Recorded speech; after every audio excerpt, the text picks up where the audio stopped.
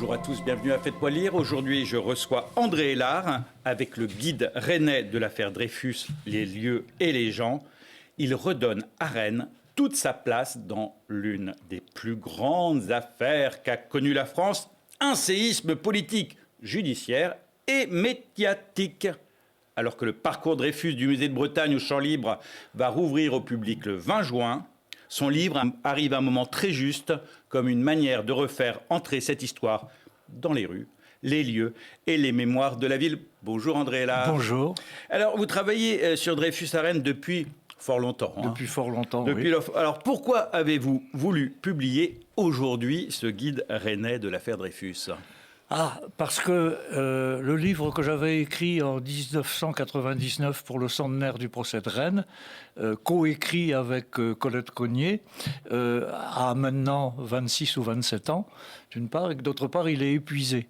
Et je pensais qu'il était quand même souhaitable que tout ce que nous avions trouvé comme archives et emmagasiné à ce moment-là ne se perde pas. Et pour ça, il fallait donc un nouveau livre. On réduit souvent l'affaire Dreyfus à Paris, à l'armée, à Zola avec le fameux J'accuse, et évidemment à cette ligne de fracturation de la France. Mais avant de venir à cet aspect-là, en quoi Rennes fait partie de cette histoire? En quoi elle joue un rôle déterminant? Elle joue un rôle déterminant d'abord, évidemment, parce qu'elle a été le théâtre du second procès Dreyfus, du procès en révision en l'été 1899. Mais contrairement à ce que la plupart des histoires de l'affaire Dreyfus, et d'ailleurs des histoires de Rennes, nous suggèrent, elle n'a pas été qu'un simple décor. Il y a, à mes yeux, une véritable histoire rennaise de l'affaire Dreyfus qui est très spécifique, et qui s'incarne dans toute une série de lieux, d'une part, et dans toute une série d'acteurs et d'actrices aussi, d'autre part. D'où d'ailleurs le sous-titre de mon livre, Les lieux et les gens. Les personnes, les figures qui participent à cette histoire sont nombreuses. J'aimerais que vous nous parliez quelques instants d'un couple qui, je crois, vous est cher et qui l'est à moi comme à beaucoup de Rennais, qui est le couple de Victor et Ilona Basch. Oui, Victor et Ilona Basch, c'est Victor Basch d'abord, mais Ilona, on en parlera, j'en dirai un mot aussi.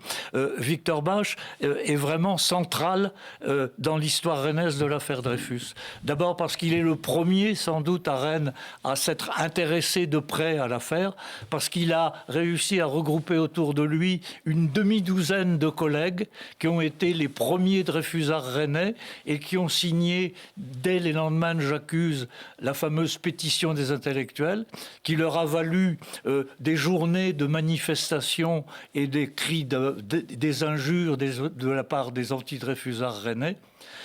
Parce que pendant toute la durée du procès, il a été un personnage central également, et que sa correspondance, ses écrits sont un témoignage extraordinaire de ce qu'a vraiment été l'engagement dreyfusard.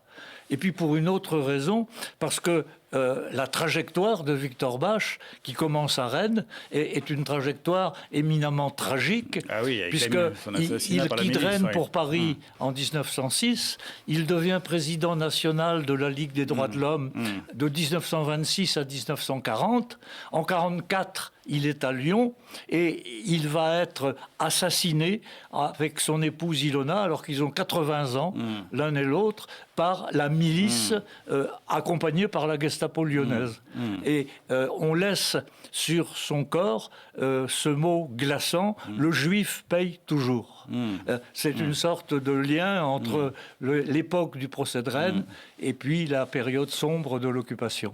Mais malheureusement, la bêtise colérique revient souvent dans l'époque de l'histoire. C'est une figure à la fois flamboyante, extraordinairement séduisante et par sa fin profondément tragique. Ah oui, profondément tragique. Mais c'est un destin magnifique. C'est un destin magnifique.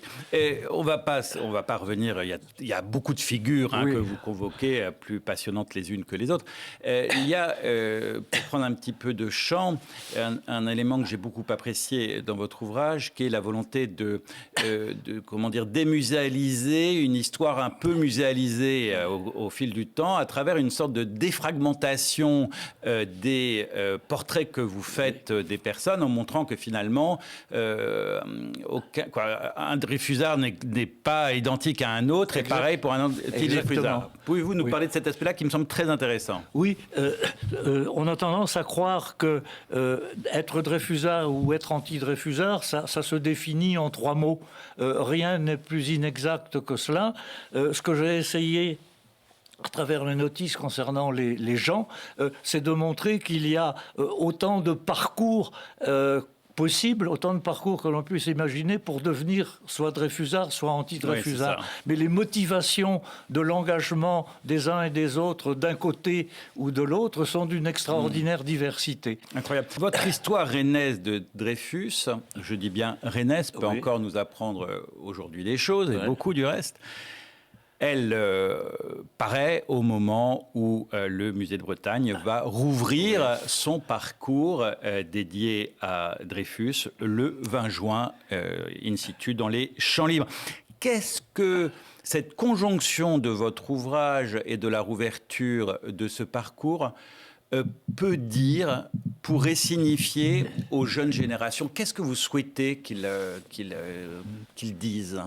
Qu'ils comprennent peut-être cette phrase qu'on cite souvent à propos de l'affaire Dreyfus, cette phrase de Charles Péguy, qui a lui-même été un jeune Dreyfusard à la fin du 19e siècle, et qui écrit dans un livre magnifique qui s'appelle Notre jeunesse: « Plus cette affaire est finie, plus il est évident qu'elle ne finira jamais. » C'est-à-dire que l'affaire Dreyfus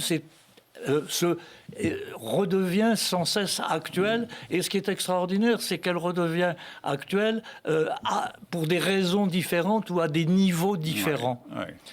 Un exemple, un des cris de guerre des anti-Dreyfusards à Rennes et dans toute la France en 98-99, c'est la France aux Français.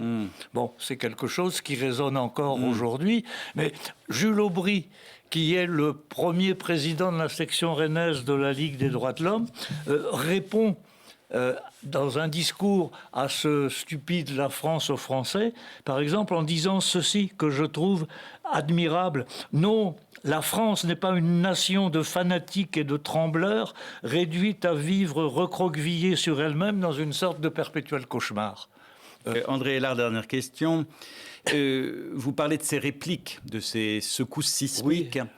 Oui. Y a-t-il dans l'histoire nationale française une autre affaire qui a suscité un tel clivage au sein même des familles? Je ne pense pas, à ma connaissance, non. Et c'est bien pourquoi Péguy encore a raison lorsqu'il dit que cette affaire est une affaire élue.